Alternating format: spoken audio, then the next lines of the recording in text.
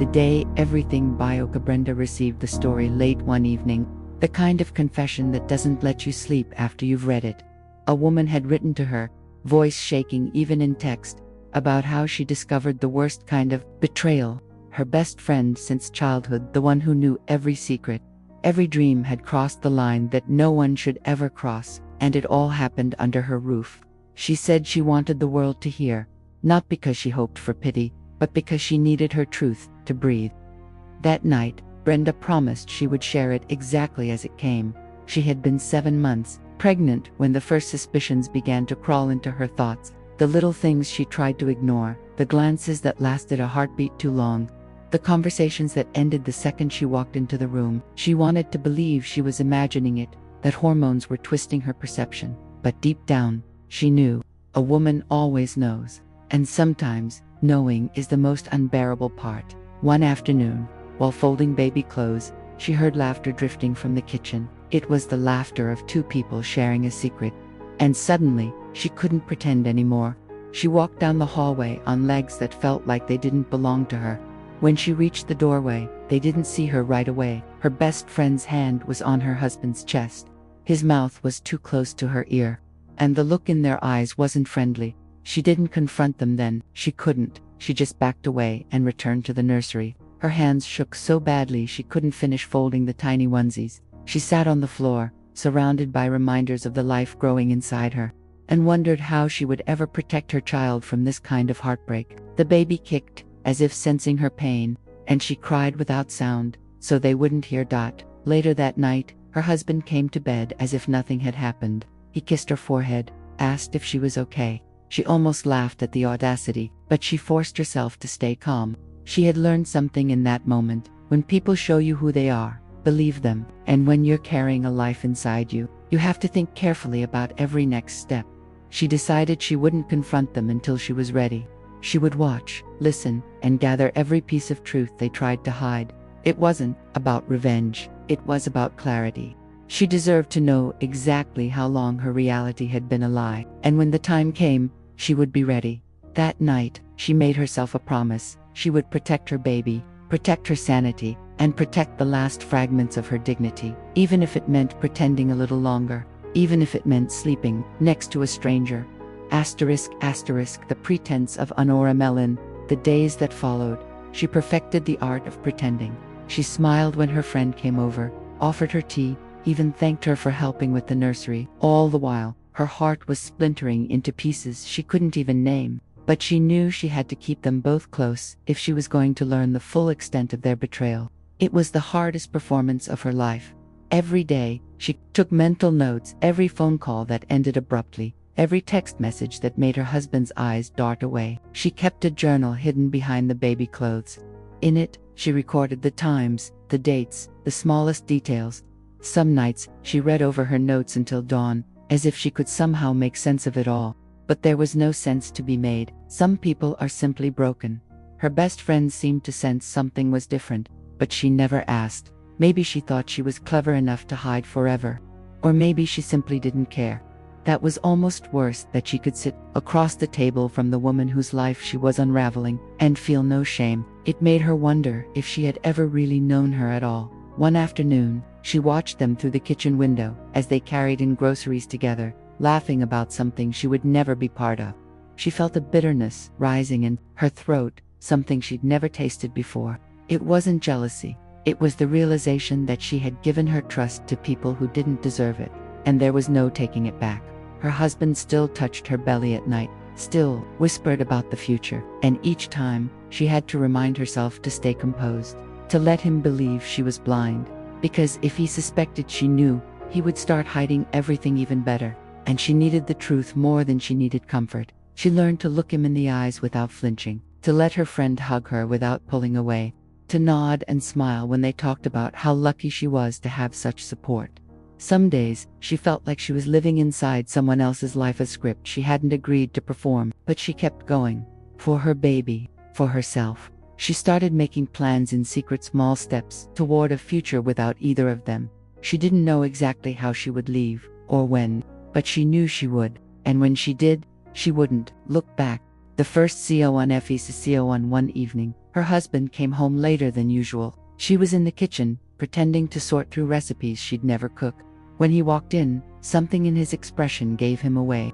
He didn't look at her, just set his keys down inside, and she knew the time had come. He tried to act normal, asking about her day, about the baby, but she could hear the strain in his voice, the guilt. She wondered how many times he'd rehearsed what he would say if she ever found out. She decided to spare him the effort. "How long has it been going on?" she asked quietly. He froze, his hand halfway to the refrigerator door. For a moment, she almost felt sorry for him, but then she remembered the nights she'd cried herself to sleep while he lay beside her. He didn't answer, so she repeated the question. "How long?" His shoulders slumped. "Almost a year," he whispered. Her heart didn't break. It had already shattered long before. He tried to explain, stammering about mistakes, about weakness, about how he never meant to hurt her. She listened without interrupting. She didn't need his justifications. She needed his honesty, however belated it was. When he finished, she nodded. "Thank you for telling me," she said, and she meant it. Because finally, the pretense was over. He asked if she wanted him to leave. She looked at him, really looked, and realized she no longer cared what he did. "Do what you think is right," she replied.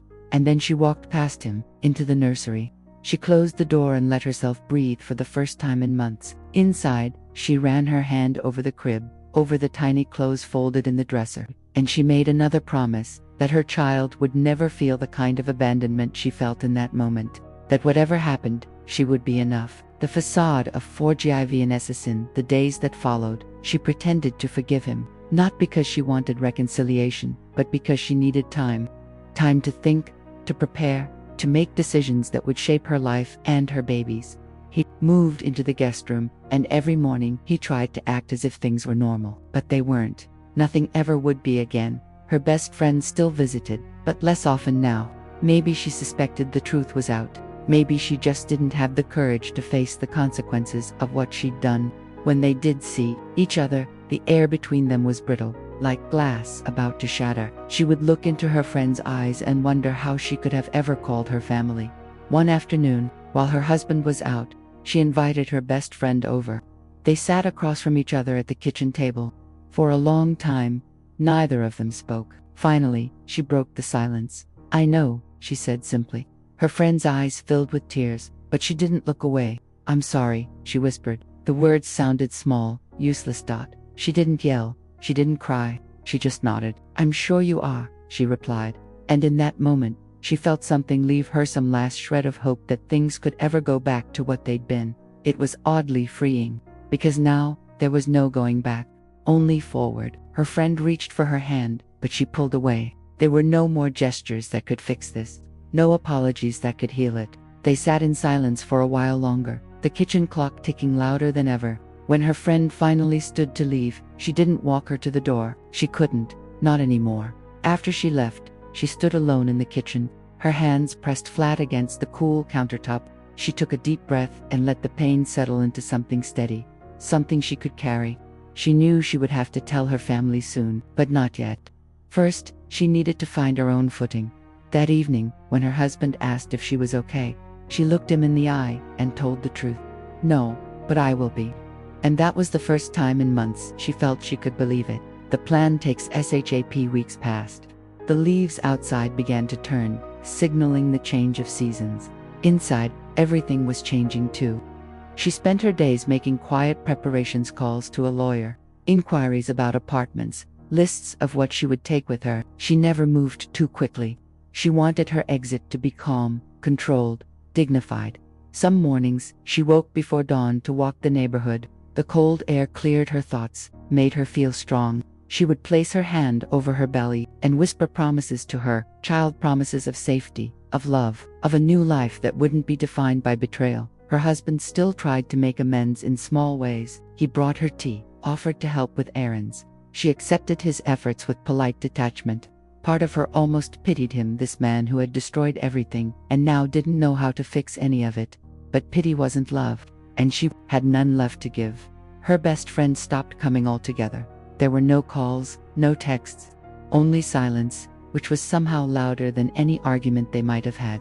She suspected her friend thought disappearing was a kindness. It wasn't. It was just another kind of cowardice. One afternoon, she packed a single box with the things that mattered most: her journals, her ultrasound photos, a locket her mother had given her. She left the rest where it was. The house had never felt like hers. Not really. It was a stage where she had played the role of the happy wife. She was ready to step off that stage. She spoke to her lawyer about timelines, about custody, about finances. Each conversation made her feel more certain that she was doing the right thing, that leaving wasn't a failure, was survival. And maybe, eventually, it would feel like freedom too. That night, she lay in bed, her hand resting on her belly. She whispered one last promise: we're going to be okay. And for the first time since everything fell apart, she believed it. The final CIO and TATO in the morning she told him she was leaving. The sky was overcast, a dull gray that suited the moment. He sat at the kitchen table, his hands wrapped around a mug he hadn't touched. She stood across from him, her voice steady as she explained, "I'm not staying. I can't." He looked up at her, eyes wide with something that looked like fear. "Please," he said, "we can fix this." But she shook her head. "No, you broke it, and I'm done pretending we can pretend it never happened." He tried to argue, to apologize again, to promise things he couldn't promise. She listened, without interrupting. She owed him that much. But when he was finished, she didn't change her mind. Some wounds don't heal just because you want them to. "What about the baby?" he asked finally, his voice cracking. She took a breath. "Our child will have both of us, but not like this. I won't raise them in a house built on lies." He dropped his gaze to the table. She almost felt sorry for him. Almost. She explained her plans calmly. She would stay with her sister until she found a place of her own. They would work out visitation, child support, everything necessary. She wasn't running away. She was walking toward something better. He nodded, tears slipping down his face. She didn't comfort him. She had done enough comforting in her life. Now it was her turn to be strong for herself. When she turned to leave the room, he called her name one last time. "I'm sorry," he whispered. She paused but didn't look back. "I know," she said. And then she walked away. The first night, that night, she lay in her sister's guest room, staring at the ceiling.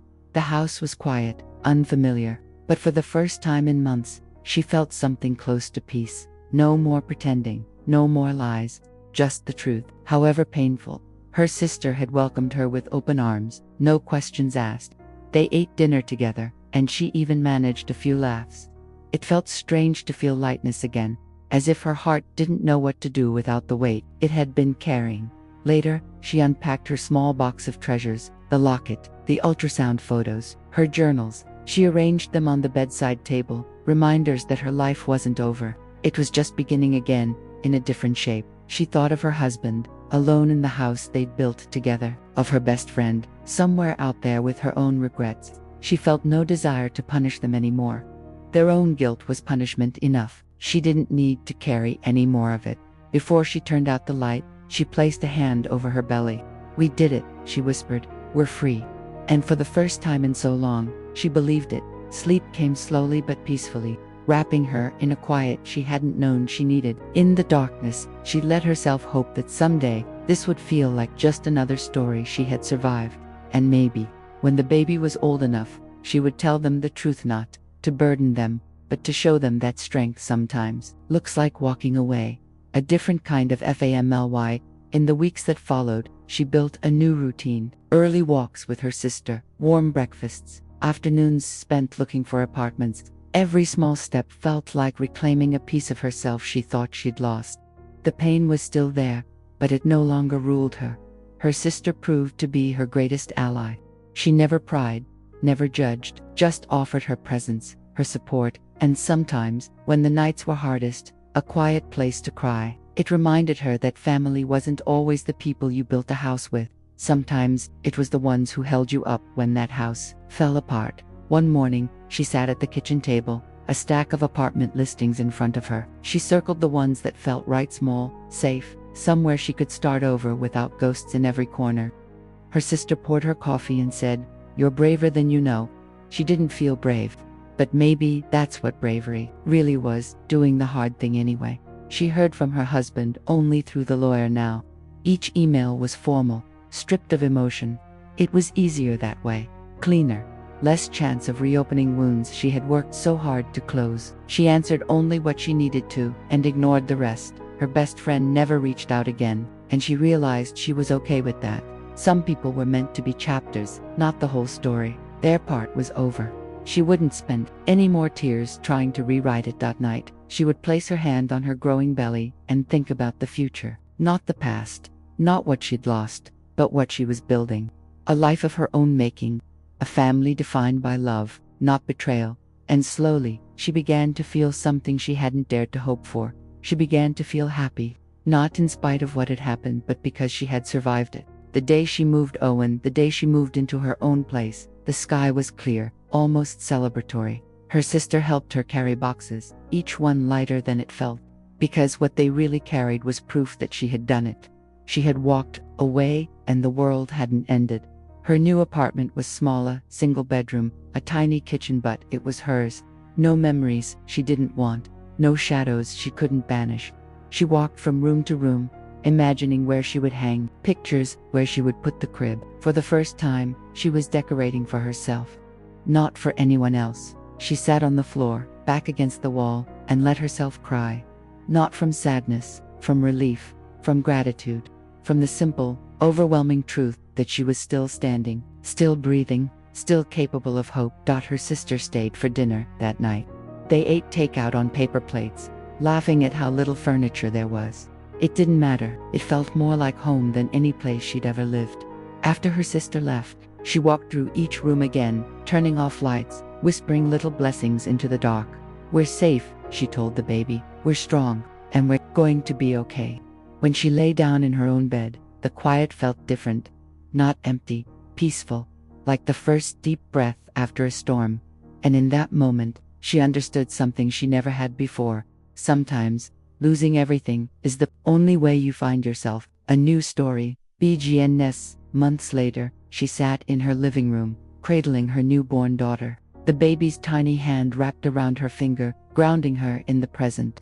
This was her family now, not broken, just different, and somehow, more whole than ever. She thought about everything she had survived, the lies, the betrayal, the nights she thought she would never feel whole again, and she felt no bitterness, only a quiet pride that she had chosen herself, that she had chosen her child over any illusion of safety, that her husband sent a letter once, asking to meet the baby. She hadn't decided yet if she would allow it. She wanted her daughter to know her father, but not at the cost of her own peace. Some decisions could wait. She was no longer in a rush to heal everything at once. Her best friend remained silent, a ghost in her past. She sometimes wondered if she regretted it all, but it no longer mattered. The story they shared had ended. She was writing a new one. Late at night, when the baby finally slept, she would sit by the window and watch the city lights. And she felt something she hadn't in a long time, contentment, because no matter how painful the past had been, it had led her here to a place where she was free. She knew people would judge her for leaving, for not forgiving, but they didn't have to understand. It wasn't their life to live. It was hers, and as dawn crept over the rooftops, she whispered to her sleeping daughter, "We did it, because they had, together, and this was only the beginning."